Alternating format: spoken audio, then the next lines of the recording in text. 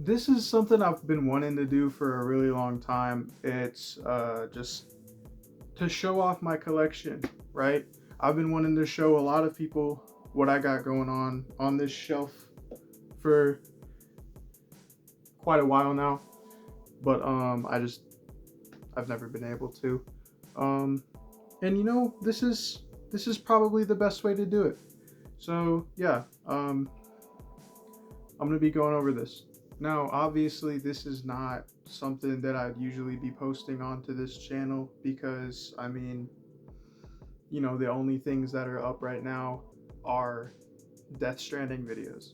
And I'm gonna address why I haven't been posting lately because it's been about like 2 weeks since I last made a video. So I'll talk about that at the end. But and some like what else I'd want to do with this. So I mean, I'll have a timestamp if you just want to see that. Um, so skip to that if you don't care to see what I got going on back here. But I do want to show this off. So I'm gonna start with the smaller things, not the 12 inches that I have, as you can like visibly see behind me. But yeah, I'll show off my CDs and the 145 that I have, so that should be cool. Starting off with this. This is Aphex Twins 1994 album, Selected Ambient Works Volume 2. It's a good album, I think. So yeah, I mean, I bought it. That's for sure. I bought this for my birthday last year because, um, you know, I saw it at the record store that I frequent, and it was my birthday, so I had some birthday money to spend. One of the things I bought with that birthday money was this CD right here. It was $10. That's pretty cool. Uh, you know, for people who have seen this CD, that's what the disc looks like. There's two discs on here actually. It's quite a long album. Um, it's like over 2 hours long, which is crazy. But I mean, I don't know. It's good background noise. Sometimes I'll just play it in my CD player just to, uh, have it as background noise. So, good album for sure. Definitely worth spending money on, I think. Next CD I want to show off is this one. This is Zach Villery's Little World. This is a really cool CD actually because I mean, well, like it's in like a sort of like a paper jacket sleeve sort of deal going on right there. It's cool. I really like this album a lot. I think I discovered Zach Villery in around like it was like late pandemic times. So I was still inside, but I was discovering new music, and one of the artists that I was listening to then was Zach Villery, and I still listen to him. He's very cool, like bedroom pop stuff. Um, Real big into what he makes. This album, Little World, and Cardboard City, that he has also out. Um, it's funny because I actually had like there was a problem with the shipping on this CD, and I got it resolved with Zach himself. So I mean, it's really cool. He's a cool guy, it seems. From my very limited experience with him, I'll go get the disc out because it's like a cool little design.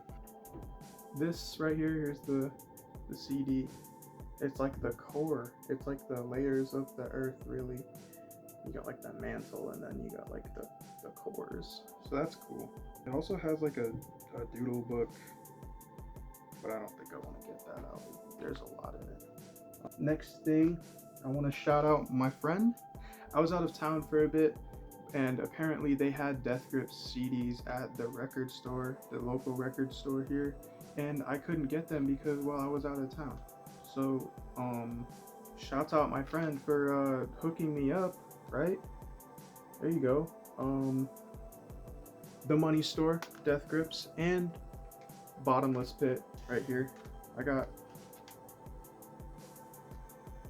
both of them. The Money Store and Bottomless Pit. Pretty good albums. Actually, I love Death Grips, so it was like a shock to see.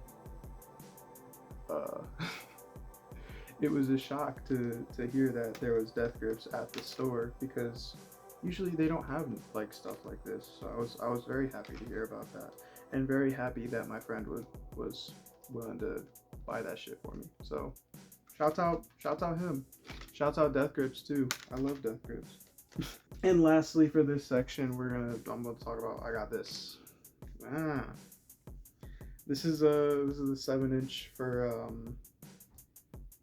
Guess, Charlie XCX Guess, with the Billie Eilish remix on it, as well as the A side. The B side is like this on its own. So yeah, it's cool. It's like a interesting sort of look, right? It's like cardboard, and it's got that like silver tape at the top. It's pretty cool. Yeah, that's it for my CDs. Now I'm gonna dig into what's back here. There's like three rows, three sections of shelf that I have records on. So I'll start from the top, and then I'll go down to the bottom, but that you can't see. It's not on camera, so I'll start at the top. Naturally, since I just talked about the Charlie XCX Guess 7-inch, I'm going to talk about Brat that I have here. This is a fantastic album, you know? I mean, you hear a lot of people talking about Brat. It was like the thing back last year when it was out. Brat's Summer, everyone knows Brat's Summer. Pretty happy to find this at my record store. It's really cool too, because I mean, it's got more than just the album, I suppose, you know, this gatefold, you know. I mean, yeah, basically. But yeah, it's got that, and then, you know, here's the album itself. It's got a cool, I mean, it's not just a standard black, like it's kind of see-through, as you can kind of, you can see me through that. I don't know, but it's nice. It's cool. I think they called it like black ice or something, which is kind of nice. It's kind of like a fancy way of putting it, I suppose. Brat is a great album, and you know, it's just some really good like pop music with a bunch of like throwback aspects. And this cover art, you know, it's iconic, right? Even though it's just that, right? It's just the title of the album, and it's like a low res font or whatever. It's fantastic. I think the iconicism of the album cover, you know, it truly stems from how like just how simple it is, and I really like that. I think it's a like a crazy statement, you know, to have that, and also like, again, the music on here is good. I really like Everything Is Romantic. I like 360. I just like all the songs on there, actually. Everything Is Romantic, I think, is my favorite, but there truly is really, it's not like there's no bad songs on the album. Some I like more than others. I can see where people are coming from when they say it's a 10. Like, there are no bad songs on here. Next up is big Fallout fan. So I mean, when I saw this was at my record store, I was like, yeah, I gotta pick this up. This came out sometime after the show. I think it was made for the show. I mean, you can see back here, it's got like the characters from the show. There's Lucy, and then there's I'm blanking on his name. But yeah, I'm a big fan of Fallout.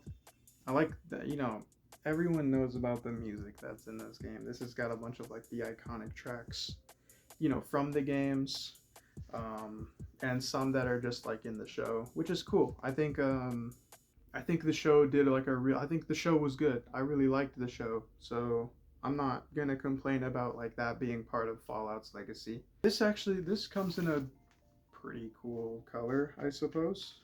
Yeah, they had there was like two different colors for this. One of them was a yellow, like a yellow one, which is like cool. That's cool, but I had the feeling that like there was already going to be a lot of yellow on it anyways. And from what I saw, like it was a lot of yellow. So I just got the blue one. Honestly, I do think it looks really good. Like it's got some marbling on it, and it's just kind of nice. It's a really nice looking pressing of the songs that are in Fallout. So yeah, happy about this one. I spun it as soon as I got home with it, and I was just having a blast. All the songs, they're so iconic, in the games, and it is like quite a testament to how like good the songs actually are. Like Bethesda did their thing with the song selection, so I'm quite happy about that. Next up is this. All you fucking music nerds know about this one. This is obviously, for those who don't know, Ants from Up There by Black Country New Road. Still, I'd say their best album, even after Forever How Long. Great album as well. This album is still their best, I think. So, yeah. Oh, fuck. I was actually really late to this. Unfortunately, I was really late to hearing this album, which is a shame, truly. But in any case, I enjoy the music that's on it, and I have a real like deep personal connection with it. I've cried to this. I don't think that's like. I don't think that's so crazy to say that one could cry to this album, and I certainly have. When I was spinning this for the first time, I remember I was just trying to hold myself back the whole time because it was my brother in the room with me, so I was trying to hold it all in together. But when Basketball Shoes came on, when it was the end of that song and how fucking crazy that gets, I just couldn't anymore. So yeah, I cried in front of my brother to Basketball Shoes. It's whatever. But this is actually a Turntable Lab exclusive. Um, I was able to get this from Turntable Lab when it came out. It had a MP3 code on it. But yeah, this is a cool. They called it like race car green, so I mean, it's a nice color. I like it. I'm happy to have it. It's a sort of exclusive, and I think with all the other pressings they were doing, having it come out like with this album, and for the first time, they had a bunch of the pressings come out as like the jacket would be in like a reverse like photo negative look, so the cover art wouldn't exactly be how it is, which is an interesting choice. But honestly, I'm happy about having it like this, having the original cover. I think that's just how I am, in terms of like most owning physical media. Like it's cool sometimes to get an alternate cover, and I will get into some albums that I do have alternate covers for, but yeah, for the most part, I just enjoy having it as it is because it's a good album cover. I think the colors on here, the brown and the gold, I think that's better than just it all being blue, in my opinion. I don't know. It's to each their own, really. A matter of opinion, I suppose. But that's just how I am. Next album is this one. This is Never Enough by Turnstile. This one came out this year. Um, and I actually hadn't heard the album when I bought it. I saw it at the store, and I was meaning to get into Turnstile for the longest time, since I've seen like so many people on the internet praising their shit.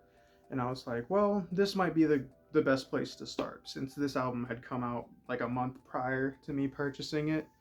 Um, and I'm not disappointed. I think this album's fine. I think this album's actually really good. In fact, it's like hardcore and dream pop, and there's like some electronic aspects to it as well. You can hear like some like, I suppose there's some synth based production in the mix, and one of the songs has like a drum and bass loop at the end, so it's like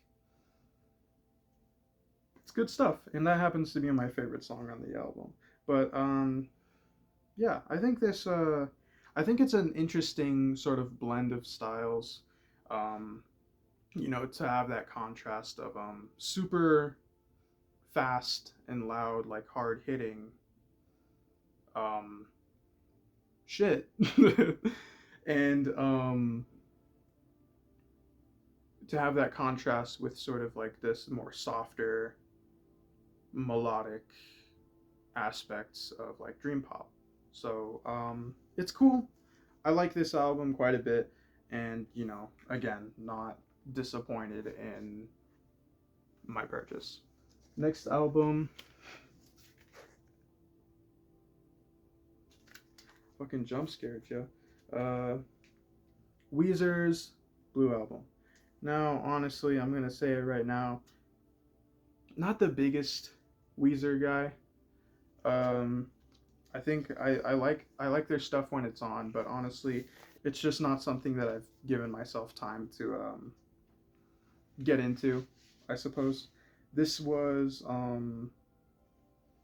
this is like the 30th anniversary. Yeah, yeah, Blue Album, the 30th anniversary edition, sort of. It's just the album on its own. See, it's like one disc, um, and it's a cool looking disc as well. This is like some sort of transparent and like blue splatter. It's cool looking. I like it. I like how I like how it looks. Um, and I also like the album. The Blue Album is an album that I do so enjoy. And that's not really a hot take. A lot of people like the Blue Album, especially like considering in terms of Weezer albums, I think it's either this one or Pinkerton that people enjoy the most. And yeah, I saw this at the record store and I decided to buy it because it's the Blue Album. Next up is the Silent Hill 2 soundtrack. I love Silent Hill.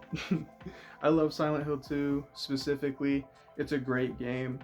I think Silent Hill 2, it's like one of those games that's like a benchmark for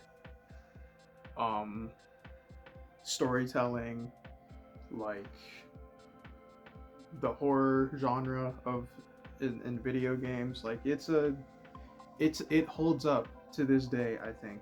And what it's like over 20 years old at this point. It's a great game. Very happy about this one, though I shouldn't have to say that. It's Silent Hill 2. I got this sometime before the remake came out, and I played the remake as well. The remake's great, and honestly, I think I do prefer this soundtrack over the remake, as I think well, this does work more like an album than the remake soundtrack does, as that is more like a soundtrack. But this is more or less like a dark ambient album. Like, it's fun, or not, maybe not fun, but it sounds great, and there are, I suppose, fun moments in it. Heaven's Night is a superb song. Like, it's an interesting contrast from how the rest of the game is. There are certainly songs in the game that also have like hip hop beats like that, but there's also a bunch of drumless songs. And to hear a song with the drums on a horror game soundtrack like this, and especially for it to sound so good, I think that's it's just it's a great surprise, and it works pretty well considering like how it fits into the game and the context and whatnot with Maria. It's a dope ass song and a dope ass soundtrack as well. I really do like a bunch of the drumless songs on here. White Noise, iconic. Forest, also another good one. Um, People fuck with Alone in the Town is also a nice one. And there's also like those like more rock oriented songs on the album. And honestly, those aren't my favorite exactly in terms of like how it fits into the rest of the soundtrack, but it works in the game, you know, as a 2001 is when the game came out. Early 2000s horror game. I think that was just a thing that they were doing, like rock songs, like metal songs like that. So it's cool. Next album is De La Soul, 3 Feet High and Rising. Now this is a special album. This is a fun hip hop album. They don't really take themselves too seriously. One of them was called and rest in peace, but like Trugoy the Dove, his name is that because it's yogurt backwards. Trugoy is yogurt backwards. So I mean, if anyone has like the balls to name themselves like that, I think that makes for pretty spectacular music, as you can tell if you have listened to this album. It's fun hip hop, right? Of course, there are super iconic songs on here, like I Know. There is also The Magic Number. People fuck with The Magic Number. Yeah, it's a good album. Next is a completely different form of hip hop, but Playboy Cardi's self-titled right here. A lot of people, with looking at this, they're like, "That's not the album cover. You got a bootleg." This ain't the bootleg. I mean, this is just how the album came. I don't think Interscope or OGG ever put out this album with the original album cover because I don't know. This one looks nice. This one looks more like something you would see on SoundCloud, honestly. And it's the same thing on the back, but it has a track list. And honestly, that's fine. It's a cool picture of Cardi. He looks nice, right? But honestly, I would have preferred if they did go with the original cover that you see on streaming. But no, this is fine on its own actually. So it's still the same album, but it's on vinyl and it has a different cover art, which doesn't really change anything. Okay, Location's still the first song. Had to is still the last song. There's no any other alterations. So yeah, I mean, and speaking about it's not an album, it's a mixtape based technically, but speaking on the mixtape itself, I think it is quite good for what it is.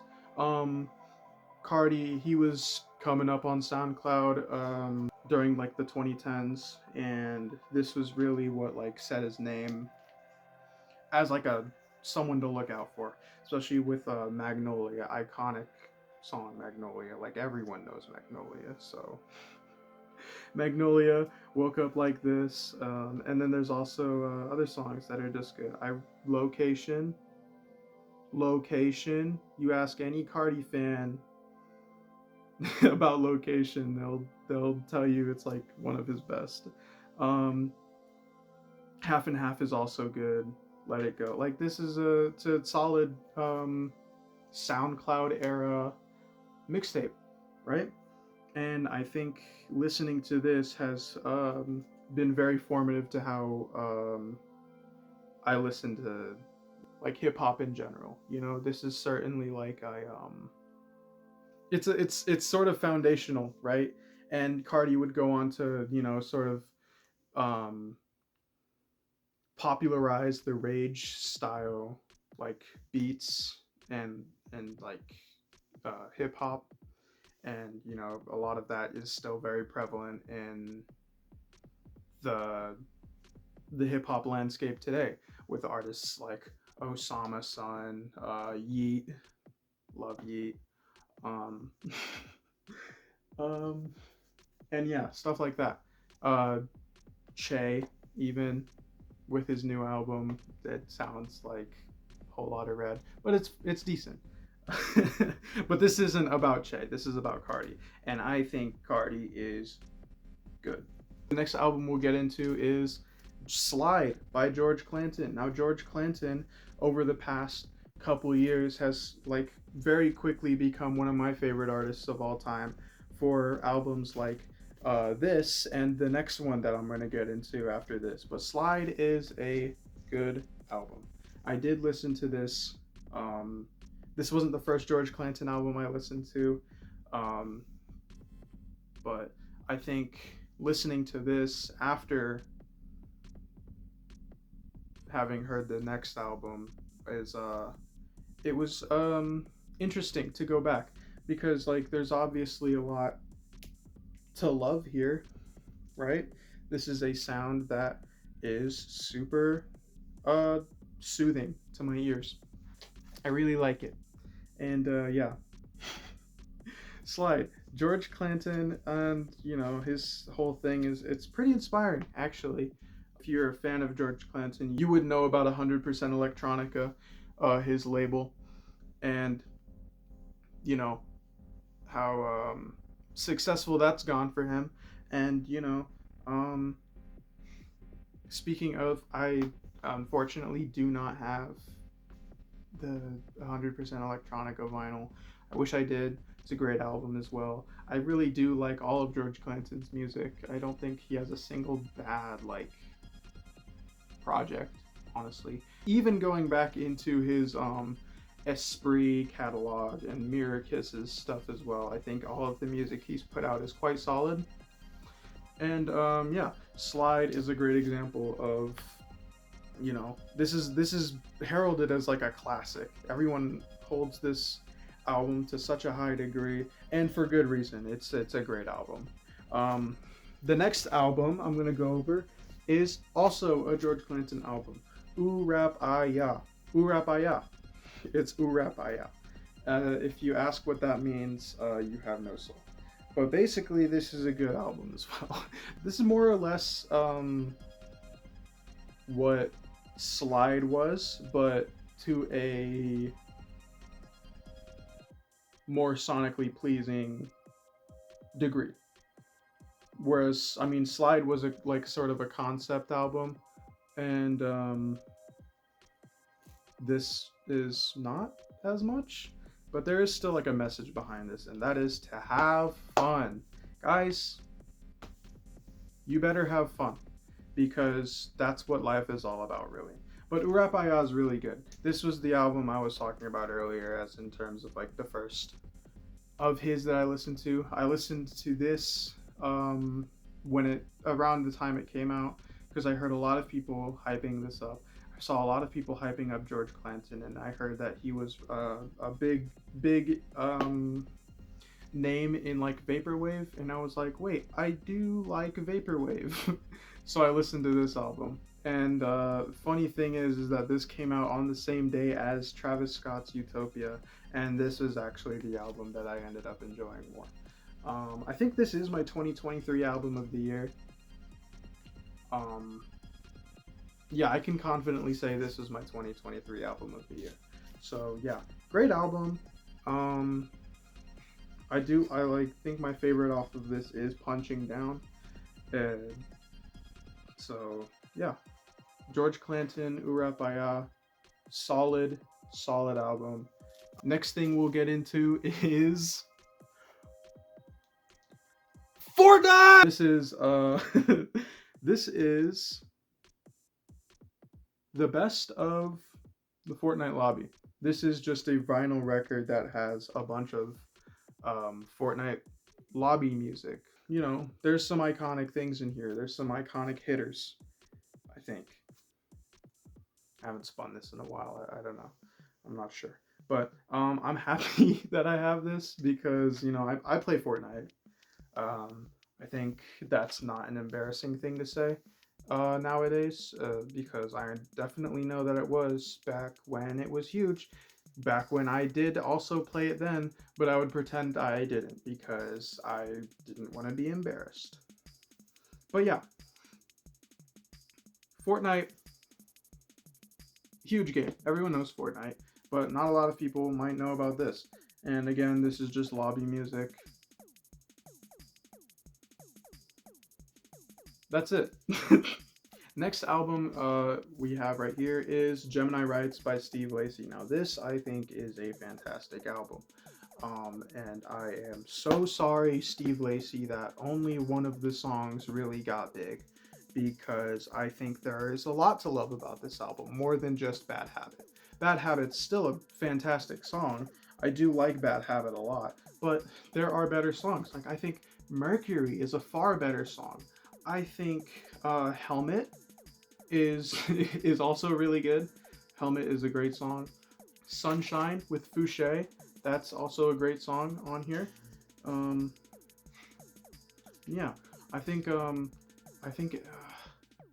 you know, the TikTokification of music and artists coming up. You know, Steve Lacy is not a new name by any means, but like the fact that he had a song blow up as big as it did with Bad Habit is kind of um, unfortunate. I don't think blowing up is exactly good for an artist to have.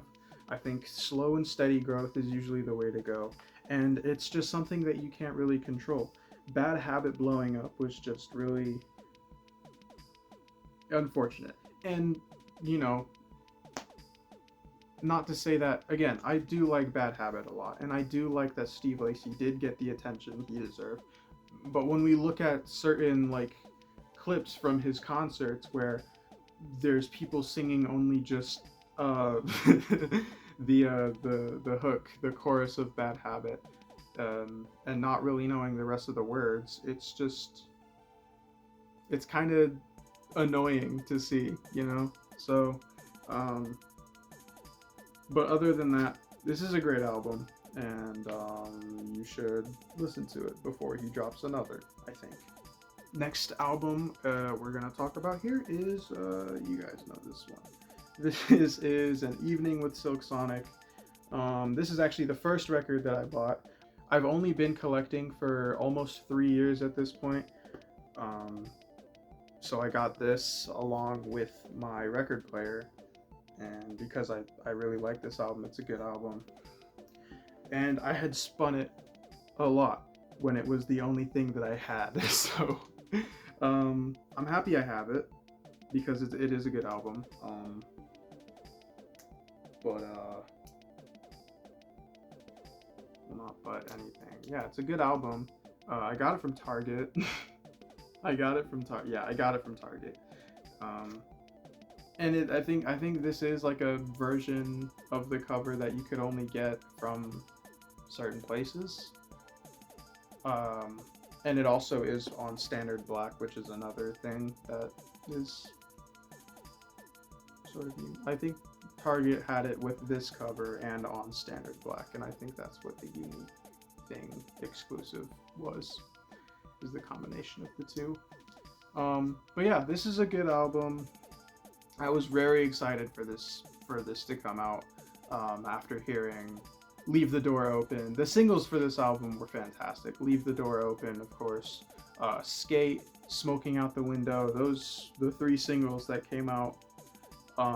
Fantastic songs. But there's also deeper cuts on this album that are also really good. Like, After Last Night is a sexy song. Fly As Me is...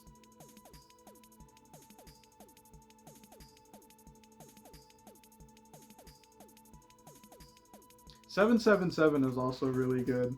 I think that was my favorite when it first came out, but it kind of grew off of me a little bit. I still do. I still do like it, but like I think I'd have to say that that Leave the Door Open is like the best song on the album, in my opinion. Moving on over is whoa. Now, Tyler the Creator. Why is this up there? Okay, Tyler the Creator. Usually I would have the artists put together, but for some reason I didn't for Tyler. I have two other Tyler albums on vinyl, but I didn't. I guess I was just up there without the other two. Whatever the case.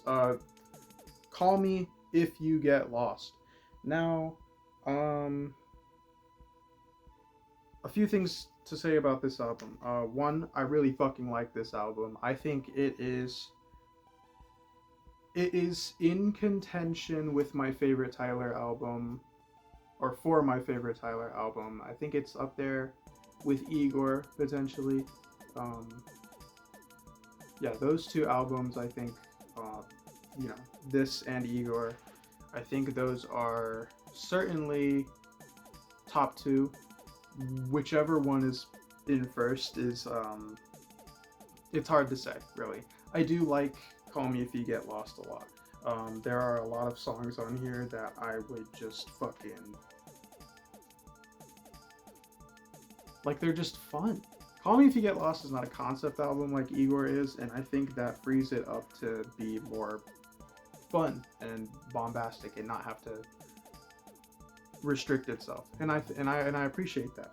I think there are a lot of good songs on here. Like Manifesto is my favorite, I'll have to say. With the Damo Genesis feature as well. Gosh, that song is so good. But there's also Lemonhead. A lot of people don't like Lemonhead for some reason. It might be because of the 42 Doug feature, but I really like the 42 Doug feature. I think it's really fun, and it does really well in the album. So yeah. Corso is also good, and yeah, I think that might be my top three. I'm not too crazy about Sweet I Thought You Wanted to Dance. I think it sounds fine, but it's not my favorite. But yeah, that's really my thoughts. It's like a front to back bars on bars on bars rap album, and I really appreciate that from him. So that was the top shelf. I'm gonna move on to the middle shelf right here. We're gonna start on my middle shelf now. As you can see, it's empty. I have them all at my feet right now. For my own sake and for the video's sake, I think it would make a lot more sense to go over the other Tyler albums that I have, because they were all separate for some reason. You know. Anyway, one of them was in the middle, the other one was at the bottom. So we'll go over this next one. Igor. This is the other album that I was. Again, I was talking about how this and Call Me If You Get Lost were in contention for what my favorite Tyler album is. This is very good, and for the longest time it was my favorite Tyler album. Even after Call Me If You Get Lost had come out, when I first listened to that album when it had first dropped, I wasn't so impressed about it because I was wanting it to sound a lot like Igor, and I didn't get that, and I was kind of disappointed. But it grew on me because I ended up realizing what I liked. But yeah, Igor's still good. I didn't say I didn't like Igor. It's still in contest for whatever my favorite Tyler album is. So yeah, it's a great album. This was actually the first Tyler album I listened to as well. And it's really when I started becoming a fan of him was after this album came out. It was right before pandemic hit, and yeah, I remember I was in middle school when this came out. This came out 6 years ago. I was in middle school, guys. I graduated a few months ago, so. But yeah, this is a good album. My first introduction to Tyler, really, and yeah. Of course, everyone knows Earthquake. With it has a Cardi feature. I think the Cardi feature is really good on that. A lot of people might disagree, but I also really like What's Good. I think New Magic Wand. Yeah, New Magic Wand is good. But yeah, this album's great. This album's great. Ask any Tyler fan. This album's great. Lastly, for the Tyler albums, we're gonna have to say it right now. It's Wolf. Ah, Wolf. Again, alternate covers. It's a thing that Tyler's been doing. Was replacing a bunch of his old cover arts with different ones, which is fine. He can do whatever he wants with his music. It's whatever. But yeah, Wolf. It's a good album, I think. It used to be. I used to like it a lot more. I still really like it a lot, but I think I held it in a much higher regard because I wanted to be like an edgy Odd Future kid, even though I was like 6 when all that shit was going down. But yeah. Um, I like Wolf a lot. There are some songs on here that I think are kind of just doo doo, but there's also a lot of really good songs on here. Like I like Jamba a lot. I like Awkward. Awkward's a really good song. I think there's also Answer, IFHY. Um, Tamale I think is really fun. Tamale's really fun. Yeah. Um, but yeah. Um, but yeah, there's some stinkers. There's some real stinkers like Trash Wang. Trash Wang is fun, but it's also just not a good song. So Wolf. It's a good album, I think. Next thing I'll be talking about is Glue. Glue, the debut mixtape from Blade. Now, Blade, I will have to say, is like my favorite artist of all time. I really like Blade. Blade is super cool. Um, I got into like them, Blade and like Drain Gang and them, like 2022, something like that. I think I was a freshman then. It was either my freshman or sophomore year that I started listening to Blade. I'm new gen, whatever. But yeah, Glue is a really good mixtape in my opinion. I think it's definitely like one of my favorite Drain Gang projects of all time, if not my absolute favorite of all time. Um, I think yeah, there's a lot to love about this. It's like this is like cloud rap royalty. Like if you don't like this album, then like you're not really about it, I suppose. This is a great album. Delete, iconic song. My favorite is Shadowface, but that's because I'm a little sad boy. um, Spellbound is also fun. Safe House and eBay, like that's a one. That's like a 1-2. But yeah, I like Glue a lot. This is like one of my favorite album covers of all time. It's just like wow, it's so pretty. Anyways, yeah, Glue. It's a good album. Continuing on because he is my favorite artist of all time. I got more Blade. Red Light right here. Red Light's good. Red Light's good. It's not exactly my favorite, but I think I do like this cover art so much, and that's really why I bought it. Red Light. A lot of people in the community think like the Drainer community, like they really like Red Light a lot. Again, it's not exactly my favorite, um, but there are big time classics on here. Like I really like 1D.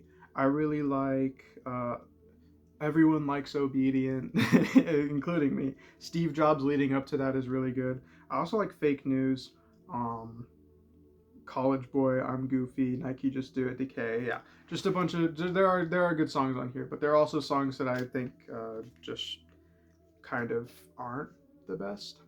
Um, Hex is not my favorite.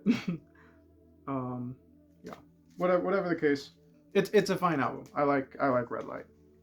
Not the best, but it's pretty good. And that's not all, guys, because I have Exeter as well. Look at the back, right? It's like shiny back there. It's really cool. It's like shiny, and it's like embossed or whatever. It's cool. Yeah, Exeter is another good mixtape from Blade. Um, it's his shortest. His like shortest full length project, I suppose. It's only 18 minutes long, which is unfortunate, but also a good thing probably because it doesn't overstay its welcome. and it is definitely his most experimental project to date, I think, still. With songs, especially with songs like DNA Rain. DNA Rain is a crazy song. If you guys haven't heard DNA Rain, it is definitely something to listen to. I really like it a lot, but whatever. It's good. Merry Go Round is good. A lot of people like that, I think, but Merry Go Round is good. Imaginary is an interesting song because a lot of people might listen to it and think it sounds bad, but I honestly think it sounds it's good. It's good.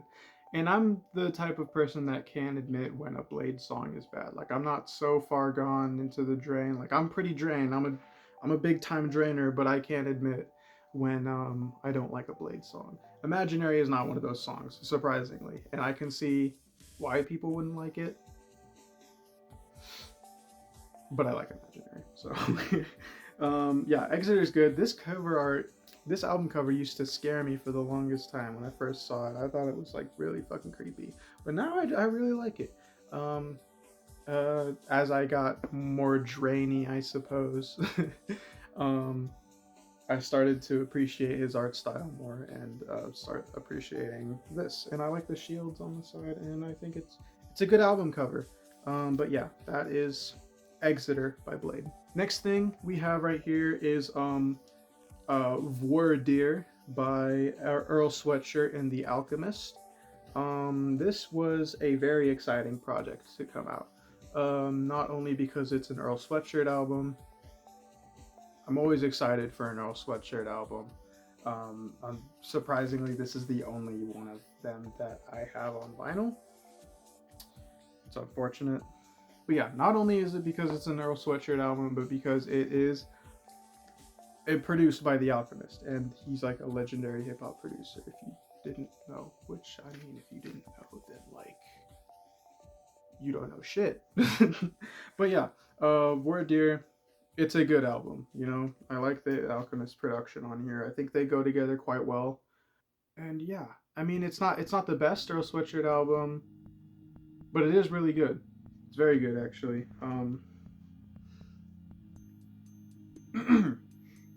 I think I'd say my favorite of his is probably some rap songs. Yeah, some rap songs, and Doris is also up there. But yeah, this is a good album. I like War Deer a lot. So you know, from that, um, we got like two of the best rap albums of all time coming up. The first of which being what is widely considered to be the best rap album of all time, To Pimp a Butterfly. Now, you have to own this album if you are a hip hop head. If you don't own this album and you are a hip hop head, then you need to buy this shit right now because it's a big time classic at this point. It's 10 years old, right? It's already 10 years old. It's already 10 years old, guys. It's a classic, okay? It's a classic.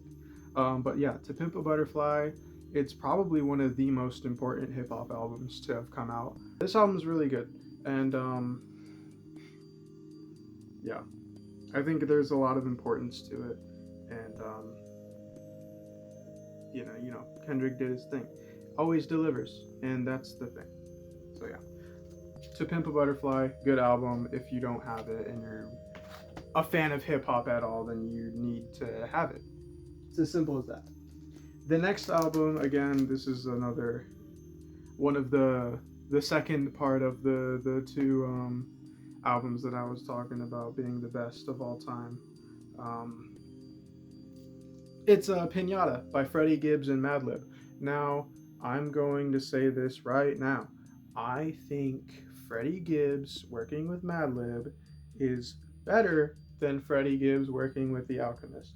And I don't think that should be a hot take because because Madlib is a better producer. I'm not gonna sit around and say that The Alchemist is a better producer than Madlib. I like The Alchemist; he's a good producer, but Madlib is just better.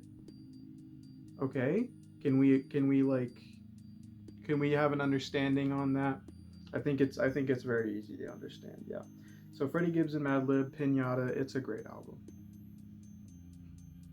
Should go without saying. I don't even think I need to talk about it, but I will.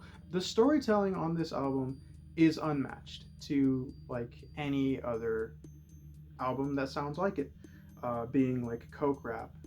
The beats, again, Madlib is one of the best hip hop producers, if not the best. Well, yeah, one of the best hip hop producers of all time, and they go really well together.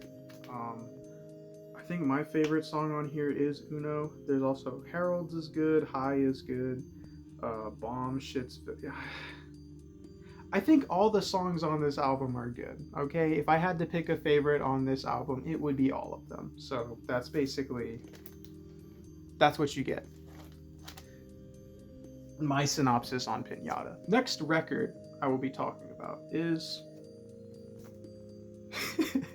the Good Burger soundtrack. The Good Burger soundtrack, guys. It's the Good Burger soundtrack. Now, I am not joking when I say that this is my favorite movie of all time. Good Burger is a really good fucking movie, in my opinion. And everyone needs to experience it. Everyone needs to watch this movie.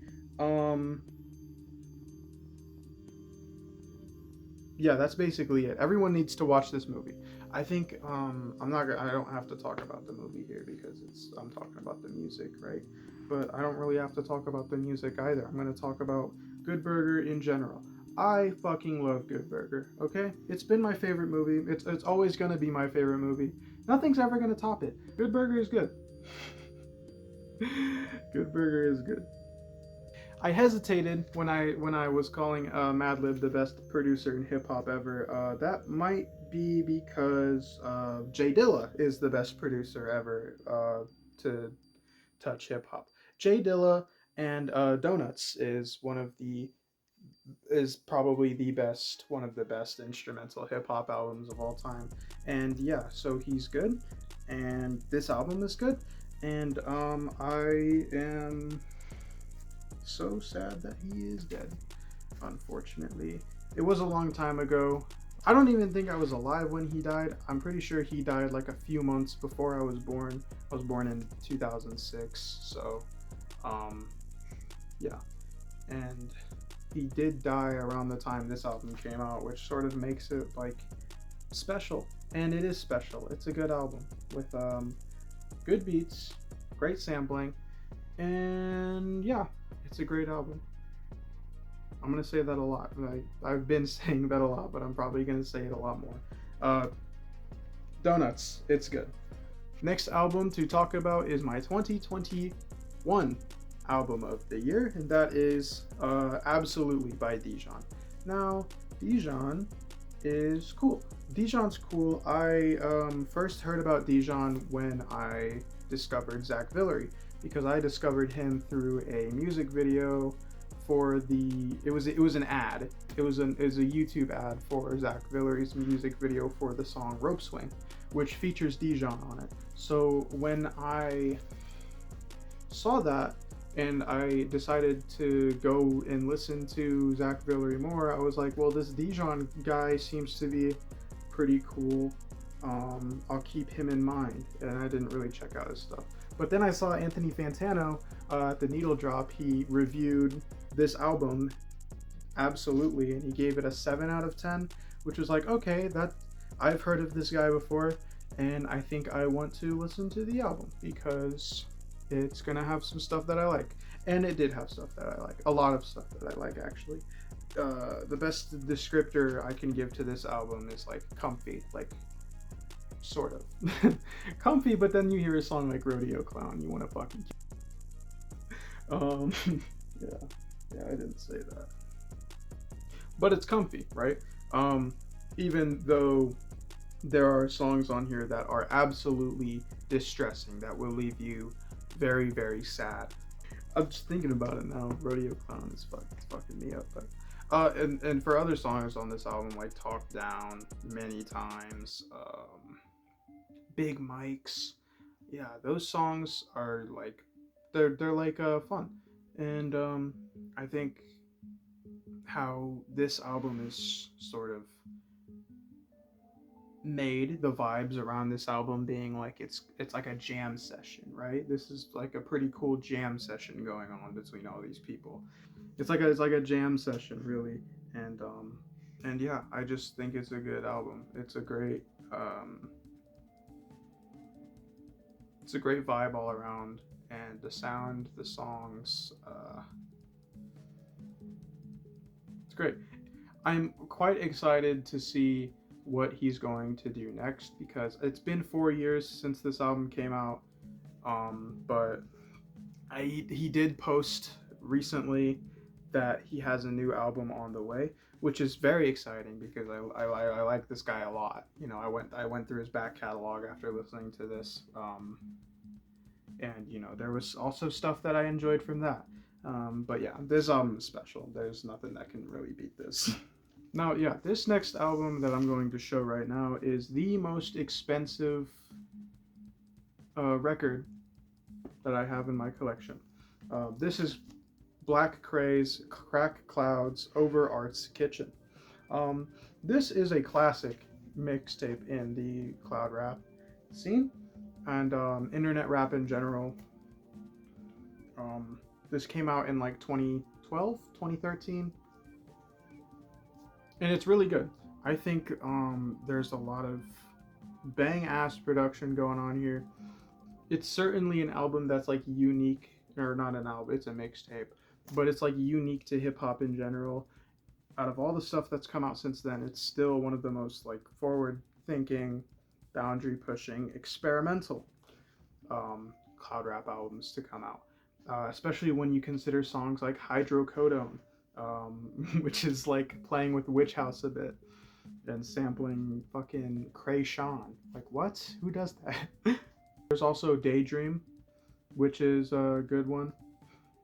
Another like a big push for cloud rap. Other songs that are really good on here, Ice Cream and Swishes, I really like. Drop and Drip, you know, those are good ones. I like original Drip. I prefer that over the remix. There's also Drown,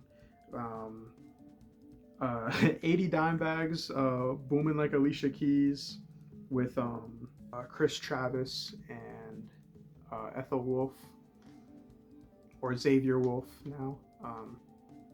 Yeah, that one's that one's good. It's all, which is also on Pizza and Codeine, which is another classic cloud rap tape that I wish I had. Unfortunately, don't. But yeah, it's quite good. I remember when I got it, I was sitting in class with my friend, and had my phone open because I knew the drop was happening that day at that time. So yeah, I was sitting in class. I was in school, sitting in class, and I was patient. I was like waiting on my phone. I had the Goth Money Records store open. I was like refreshing it a bunch. I was double checking Black Cray and the Goth Money Records Instagram pages to see if it was coming out at all, or like to see if they were confirming that it was out, and I was able to get it. It was $70 retail, which was disappointing. They didn't specify how much money it was gonna cost, and that was like annoying, but I'm still happy that I have it because I love this mixtape a lot. So yeah, I think it's selling for like $250 on Discogs right now. So, and I'm not gonna sell this because I like it a lot. But yeah, Crack Clouds Over Art's Kitchen. It has the original 2012 cover art, but it is the track list of the 2013 reissue, I suppose. But yeah, it's a good album. It's a good mixtape. The next few records that I have is another 1-2 punch of like the best hip hop albums of all time, coming from the same artist, and I'm sure you could guess who that one is, and it's actually MF Doom. So yeah, Mad Villainy is my second favorite. No, this is my favorite hip hop album of all time. This is my third favorite album in general. And I'll get into my other two favorite albums. We haven't gotten there yet, but this is my third favorite album of all time. Second favorite no, first favorite hip hop album, second being To Pimp a Butterfly. But yeah, this is amazing. This is just quite good, right? Again, like I was saying with Madlib production when I was talking about Pinata, there's really no one who is even close except for Jay Dilla, who's obviously, like I said, above him. So yeah, this album's great. Do I even need to talk about it? It's good. It's good. I got this at the record store, and I was happy. There you go. That's all you get. And second album, Second Punch, MF Doom's Food, another MF Doom album. Like I said, another fantastic hip hop album. And I think it was almost completely produced by MF Doom, with the exception of, it says on the back here, Pot Holders, One Beer, and Con Queso, who yeah. But the rest of the songs on here were produced by MF Doom. What can I say about this? Again, with Madvillainy, what can I say about this that hasn't already been said? It is a rap album about food. Thank you, MF Doom. Rest in peace, MF Doom. He's my favorite rapper of all time, and it was really unfortunate that he did pass away. So yeah, that's that. That's my middle section of the shelf. So now I will be moving on to the bottom section, which is also the last part of the shelf. So yeah, so last shelf, guys. This is it. This is the end. Moving on from MF Doom, and speaking of MF Doom, I suppose, is Demon Days by Gorillaz. Gorillaz was like the first band that I was really into. I got into them because when I was really young, like a little kid, I would watch a lot of Watch Mojo videos, and one of the videos that I saw, it was like a top 10 music videos of all time, and one of the music videos was for Feel Good Inc., and I was like, wow, this looks really interesting, because I was a little kid and it was a cartoon. It was like I was hearing something about like, oh, it's a digital band. That sounds really fun. So I started listening to Gorillaz. And Demon Days is one of their albums. Now, speaking of MF Doom, like I said earlier, there's a November Has Come, which is featuring MF Doom. And he does really good on that song. Another speaking of MF Doom moment for this album, I suppose, is that it was executively produced by Danger Mouse, who is also an artist that MF Doom worked with for Danger Doom. The Mouse Meets the Mask, The Mouse and the Mask, whatever that album is called. It's Danger Doom. MF Doom and Danger Mouse working together. But yeah, this album is good. It's not my favorite Gorillaz album. Probably my second favorite, honestly. And I don't have my favorite Gorillaz album, unfortunately. I did see it at the record store, but I went ahead and bought the Playboi Carti album instead. So, but yeah. Demon Days. I bought this at the same time I bought the Weezer album. So yeah, there's good songs on here. I really like Last Living Souls, Oh Green World.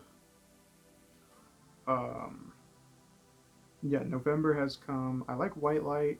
Dare is also good.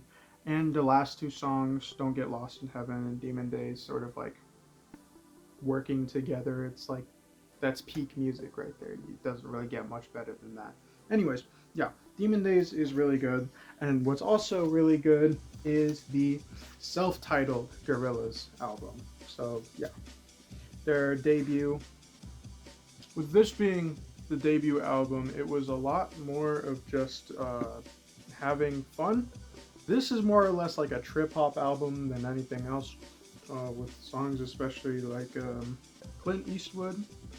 Everyone knows Clint Eastwood. Um, you know, Sound Check, Gravity, um, Rock the House, 192000. Yeah, it's a good album.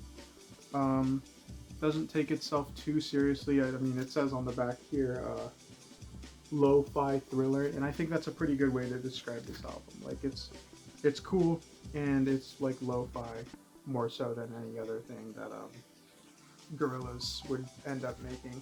Next album is ah Aphex Twin Richard D. James album. This is a great album. I really like the Richard D. James album. I think it is really the moment when Aphex Twin decided to like go into more of his drill and bass direction that he was doing in the late 90s, as opposed to like the early to mid 90s where it was more or less IDM. um, I guess it all is IDM at the end of the day, but this is like I mean you can't really tell me that this album and something like the first selected ambient works are like one and the same. This is more in like the drill and bass direction that would also be seen for like the Come to Daddy EP, Drux as well. The Richard D. James album was really the beginning of the end for his first big stretch of his career, um, before he went on hiatus. And then he got poppier, which honestly I think I prefer. I think because the Richard D. James album was my favorite of his for the longest time. That's why I got it. Um, but I think now I would put like two other albums above that. I like Cyro a lot, and I also do think Selected Ambient Works, the first one, is good. Is better, I think. Okay, moving on to my second favorite album of all time. This is Mort Garson's Mother Earth's Plantasia. Mort Garson's Mother Earth's Plantasia. Now, this album is really, really good. It's really good. This came out in the 70s. This album came out in the 70s, and it is like a completely electronically produced and orchestrated album. It's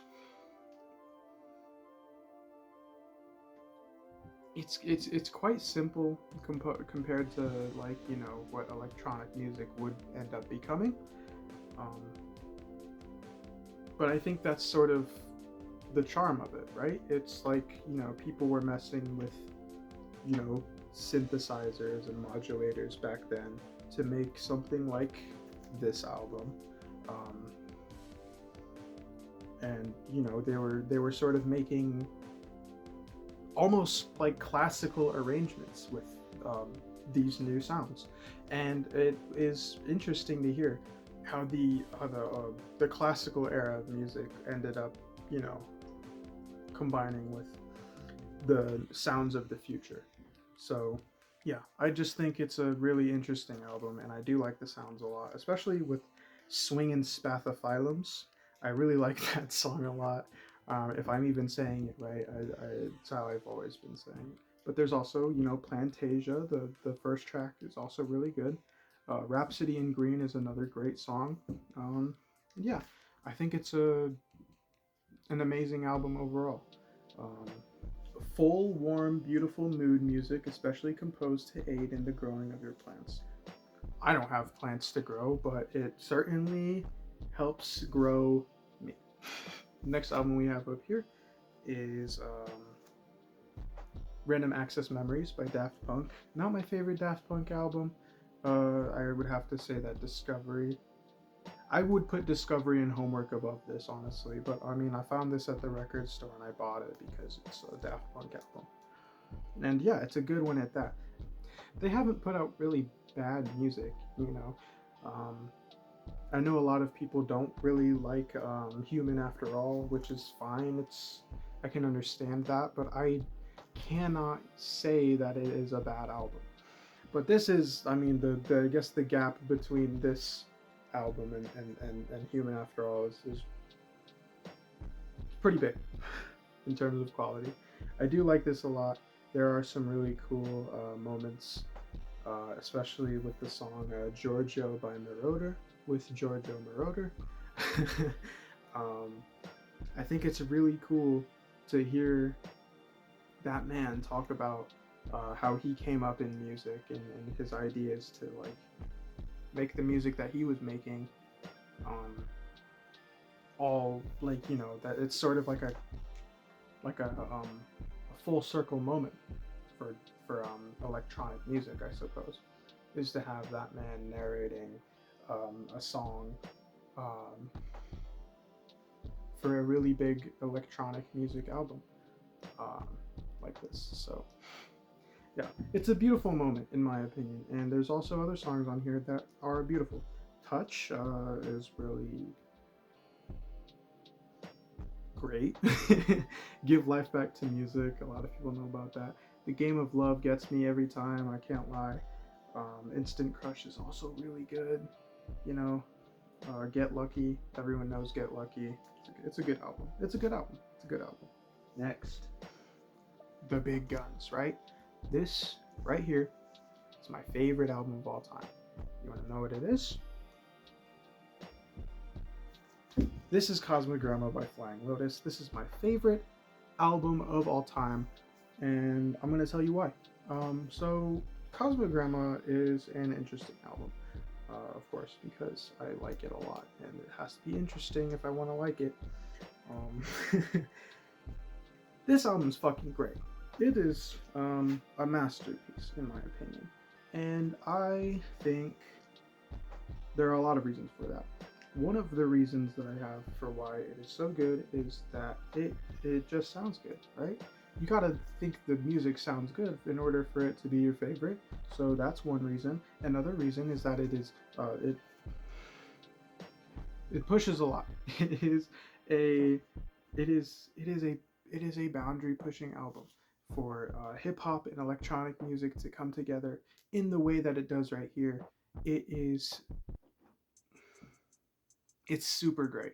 It's amazing. It's incredible. And I think Flying Lotus has been one of the most creative minds of the electronic music front for the longest time. For as long as he's been putting out stuff, which is like the mid 2000s. But yeah, Cosmogramma is a great album, I think. There are a lot of songs on here that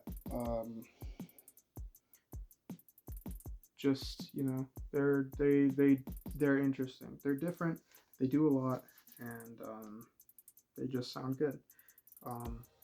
One song that I will always point to whenever discussing this album is "Do the Astral Plane," with especially looking at how it uses like scat vocals in the loop, and how it sort of evolves over time as the song goes on.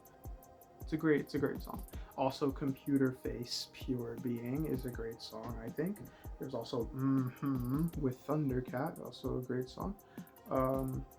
There's more moments on this album that are worth talking about, but I think I will save that for another day if I want to talk about albums in depth like that. The next album is another Flying Lotus album. This is You're Dead, another fucking home run hitter, beauty of an album from Flying Lotus. So yeah, You're Dead. Whereas Cosmogramma was more focused on like the experimental aspects of electronic music and hip hop production, this sort of takes more elements from jazz, which is really nice. this album's pretty great. It's got a lot of jazz influences in it, and again, it's more or less like an electronic hip hop album, instrumental. Well, there's more vocals on this, I suppose, with Flying Lotus doing his thing as Captain Murphy, and there's also Never Catch Me with Kendrick Lamar on it. That everyone, I think it's his biggest song, Flying Lotus's biggest song, and everyone really knows about that song. It's a great song. It's an amazing song. I love it a lot. But I mean, I do wish more people would go to Flying Lotus's discography more, because there's a lot of gold in there, and I'm gonna get into more of that gold with this next record that I have, the Spiritbox EP. This EP came out last year, and I'm very grateful that it did, because I was waiting for the longest time for some new Flying Lotus music, and boy did I get some new Flying Lotus music.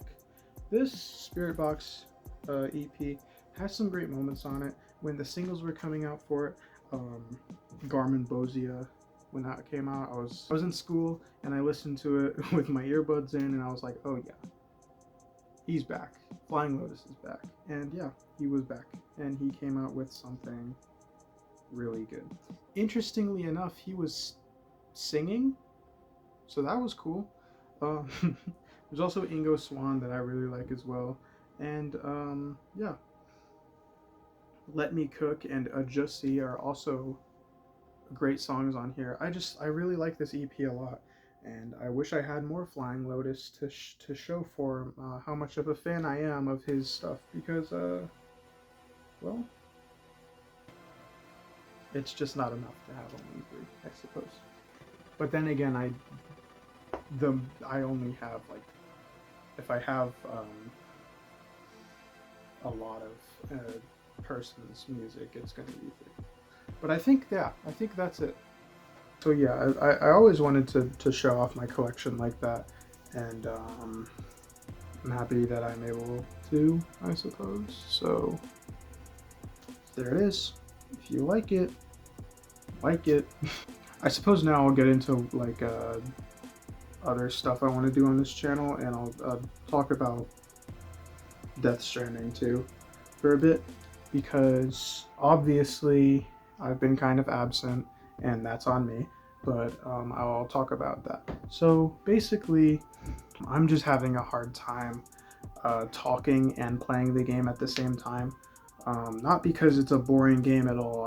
I love that game. Death Stranding 2 is probably my game of the year, if I keep playing it, which I haven't been playing it, honestly. And that's because I want to make videos on it.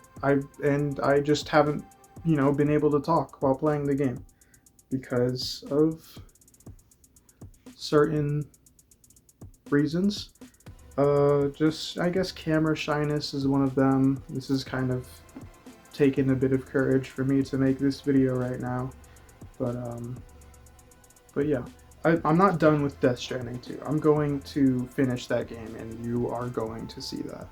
Another reason that I have been so, absent is I've been thinking about other ideas for content on this channel. I want to do more gaming videos, of course, but I think I want to do them in a different way, since I've already committed to the episodic, shorter 15-minute, 20-minute sort of videos for Death Stranding 2. I am going to continue doing that, but I want to get into making longer videos for games, where I get the whole game through in one video, and you see that in one video. I want to make more long videos like that. So yeah, after Death Stranding 2, I'm not gonna stop making videos. I have plans to play through the Wolfenstein series and have a video for each of those games. So yeah, I'm sort of looking forward to that, if I can get to it. We'll see. I also think I want to do more like IRL content, like more like music content like this, and like vlogs maybe as well. So, yeah. But that's basically my plan for content in the future. Um,